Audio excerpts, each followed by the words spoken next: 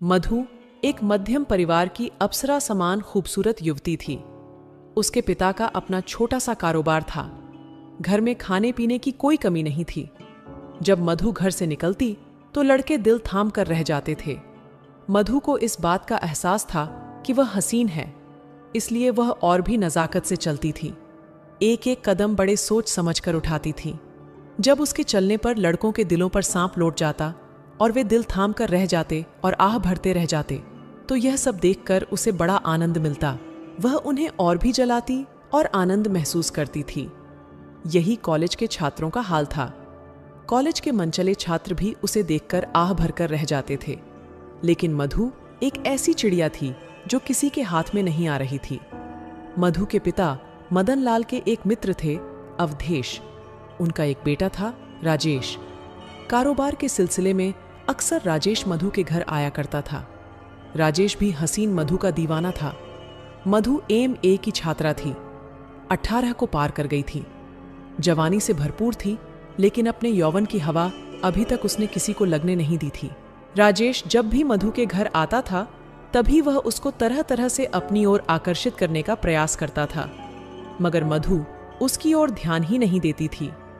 एक दिन राजेश ने हिम्मत दिखाई। मधु उसके लिए चाय लेकर आई थी। कमरे में उनके अतिरिक्त और कोई नहीं था। एकाएक राजेश ने मधु को अपनी बाहों में जकड़ लिया। मधु ने चीखने को मुंह खोलना चाहा, तो राजेश ने और भी हिम्मत का प्रदर्शन किया। उसने अपने होंठ उसके होंठों पर रख दिए। उफ! मधु की हालत खराब हो गई। उसने तो स्वप्न में भी नहीं सोचा था कि कोई उसके साथ इस प्रकार की हरकत भी कर सकता है।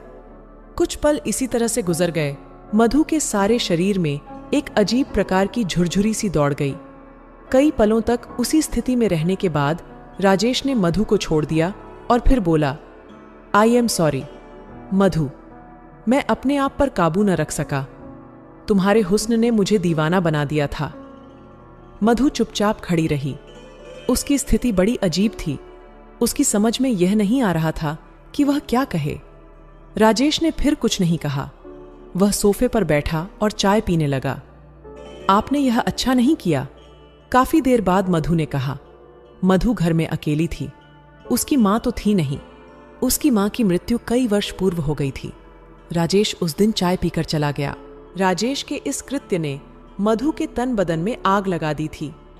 कुंवारी लड़की के साथ यदि इस तरह की कोई हरकत कर दे तो उसकी क्या हालत होती है, यह वही जानती है। कई दिन तक राजेश मधु के घर नहीं आया। वह यह देख रहा था कि उसने उसकी हरकत की शिकायत की है या नहीं। अगर शिकायत की होगी तो अवश्य ही उसके पिता शिकायत करेंगे। मगर मधु ने अपने पिता से कोई शिकायत नहीं की थी। एक सप्ताह के बाद राजेश मधु के घर आया। जब वह आया, उस समय मधु स्कूल जाने के लिए तैयार हो रही थी। राजेश को आया देखकर वह विद्यालय जाने से रुक गई। मदन लाल जी हैं? राजेश ने मधु की ओर देखते हुए कहा। वे तो कहीं गए हैं। ओह, क्या बात थी? वैसे ही उनसे काम था, राजेश ने कहा। मिस मधु? यस राजेश। असल में, राजेश ने कहा, मैं आपसे माफी मांगने आया था। उस दिन न जाने किस धुन में मैं आपके साथ वह हरकत कर बैठा था। मधु ने कोई जवाब नहीं दिया। मधु की चुप्पी से राजेश को बल मिला। उसने फिर एक बार वही हरकत कर दी, मगर आज मधु ने कोई विरोध नहीं किया। राजेश को और भी बल मिला। वह मधु के साथ वहीं बिस्तर पर लुढ़क गया और फिर राजेश की वह इच्छा पूर्ण हो गई जिसकी उसे चाह थी। उस दिन राजेश कई घंटों के बाद मधु के घर से गया था। अब जब भी राजेश की इच्छा होती वह मधु के घर आ जाता। मधु अब विरोध नहीं करती थी। इस तरह से 1 वर्ष बीत गया। उन दोनों ने कभी शादी करने की बात नहीं सोची थी। शायद मदन लाल को उनकी इस हरकत का पता चल गया था, इसलिए उन्होंने आनन फानन में मधु का विवाह पास के नगर में एक व्यापारी के बेटे से कर दिया था। उसका नाम था विजय। वह अकेला था। उसके माता पिता का स्वर्गवास हो गया था। विजय मधु को ब्याह कर अपने यहाँ ले आया। मधु हसीन तो थी ही, उसने विजय के मन को मोह लिया था। विजय ने पहली रात को मधु के पास बैठते हुए कहा था, मैं कोई शायर या लेखक तो हूं नहीं कि उनके जैसी बातों से तारीफ करूंगा। मैं सीधा सादा इंसान हूं। बस इतना कहूंगा कि तुम यास्तों में बेहद खूबसूरत हो। मैं आज अपना सब कुछ तुम्हें सौंपता हूं। एक पल रुककर उसने फिर कहा, मधु, आज की रात मैं एक बात और कहूंगा। आज से पहले मैंने या तुमने कुछ भी किया हो उसका न हम जिक्र करेंगे न कभी किसी से पूछेंगे। हाँ, आज के बाद सदा एक दूसरे के बनकर रहेंगे। सुहाग सेज पर लाज से लिपटी हुई मधु ने अपने मुंह से कुछ नहीं कहा था, केवल गर्दन हिला दी थी। विजय ने अचानक लाइट का बटन ऑफ कर दिया। अगले ही पल कमरे में अंधेरा छा गया और उस अंधेरे कमरे का वे दोनों लाभ उठाने लगे। मधु को जो ससुराल मिली थी उसमें उसके अलावा कोई भी न था। वह थी और उसका पति। विजय का अपना छोटा सा व्यापार था। जब से विजय का विवाह मधु के साथ हुआ था तब से विजय 8 बजते ही घर लौट आता था। वे दोनों एक दूसरे में खो जाते थे। दिनों दिन प्यार बढ़ता गया। सब कुछ बड़े अच्छे ढंग से गुजर रहा था। एक दिन जैसे ही विजय अपने काम पर गया वैसे ही राजेश आ गया। राजेश को देखकर मधु घबरा गई। वह कई पलों तक एकटक देखती रही, फिर बोली, राजेश। हाँ मधु, तुम यहां किस लिए आए हो? मधु, राजेश ने कहा, मैं पहली बार तुम्हारे घर आया हूं और तुमने बैठने तक को नहीं कहा।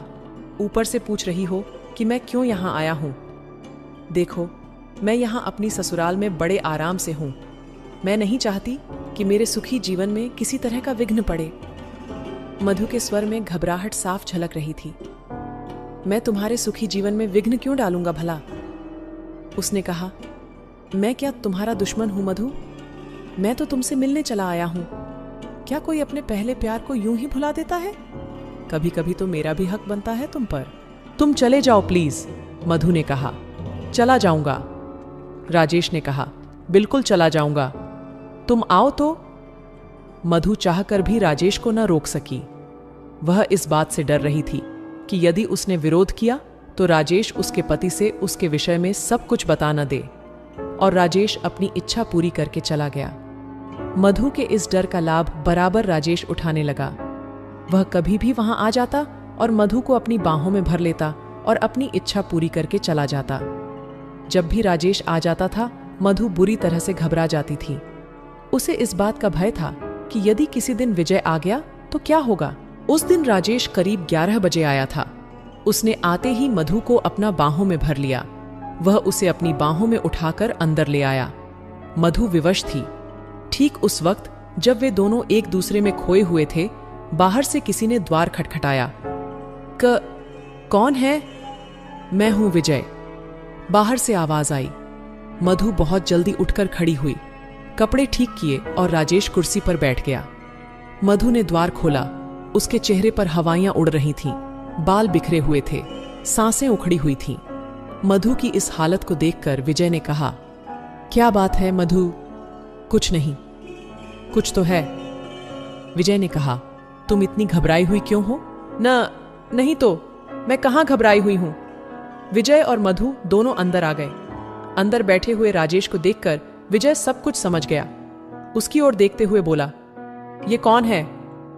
राजेश, मधु ने बताया, हमारे यहां से आया है।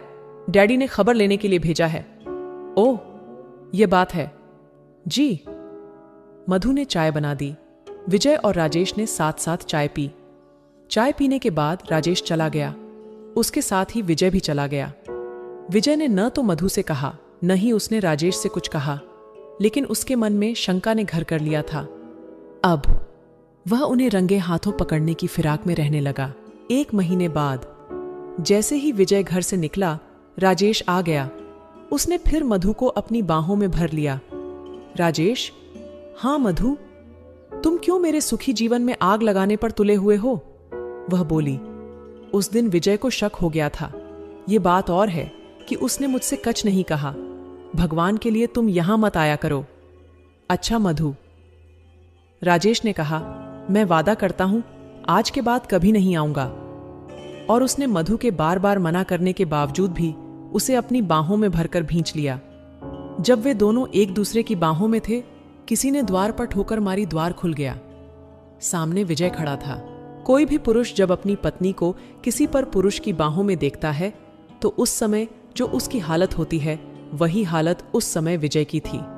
मधु को काटो तो खून नहीं। राजेश गर्दन नीची के खड़ा था। उसने अपने वस्त्र ठीक किए और बाहर निकल गया। इधर विजय ने कई थप्पड़ मधु के गालों पर रसीद कर दिए। बेशर्म बेहया, विजय ने कहा। मैं समझ तो उसी दिन गया था कि तुम मेरी इज्जत बर्बाद कर रही हो, लेकिन उस दिन मैंने कुछ कहा नहीं था। अब बोलो, तुम क्या चाहती हो? जी तो करता है कि मैं तुम्हें गोली मार दूं। मार दो गोली विजय, मधु ने धीरे से कहा।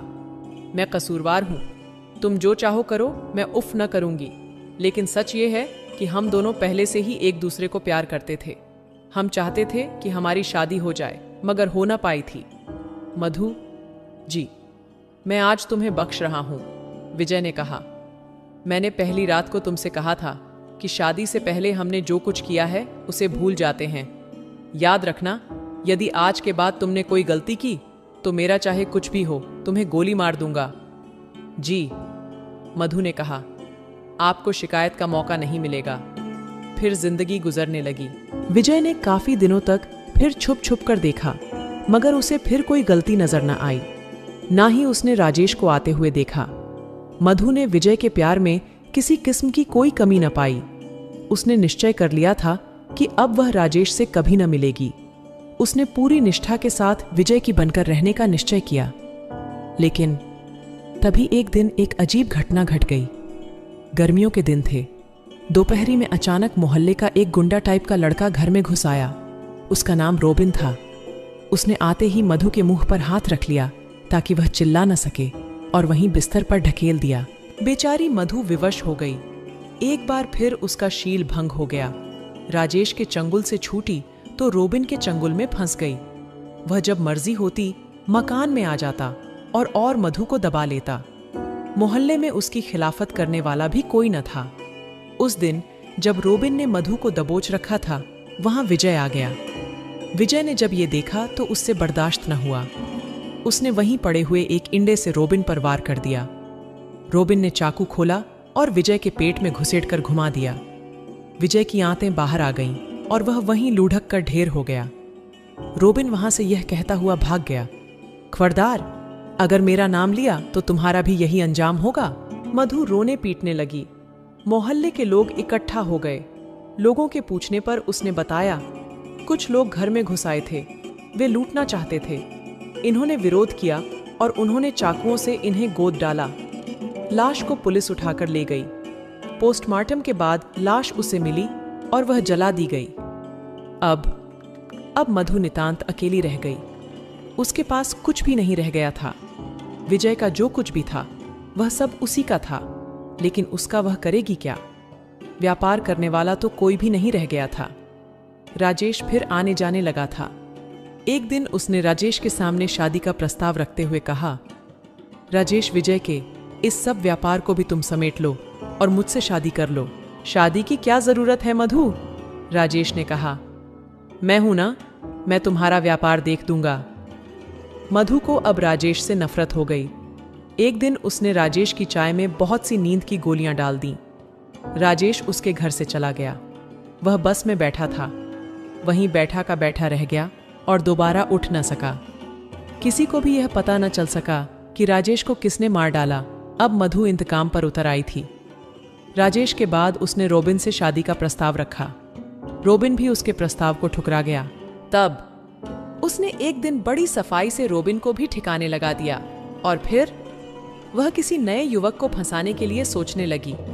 उसी मोहल्ले के एक युवक को अपने जाल में फांसकर रंगरलियां मनाने लगी। देखा मैं ना, तोते ने एक पल चुप रहकर कहा। वह बेवफा औरत न तो अपने पति की हुई जिसने उसकी सब गलतियां माफ कर दी थीं, न ही अपने प्रेमी की हुई और न ही अपने दूसरे चाहने वाले की हुई। तोते, हाँ मैना, उसकी गलती क्या थी? उसकी गलती यह थी कि यदि पहले दिन ही राजेश की हरकत पर अंकुश लगाती और अपने पिता से उसकी शिकायत करती तो यह नौबत न आती। फिर दोबारा जब रोबिन ने उस पर अधिकार किया तो उसे अपने पति को बताना चाहिए था। जब रोबिन ने उसके सामने उसके पति का खून किया था तब उसके विषय में पुलिस को बताना चाहिए था। और अगर सचरित्र होती तो विजय की विधवा बनकर जीवन गुजारना चाहिए था। एक पल रुककर तोते ने कहा, है ना औरतों की जात मर्दों से ज्यादा बेवफा। तोते, हाँ मैना, अगर ऐसी बात है तो सुन, मैं तुम्हें एक और कथा सुनाती हूं।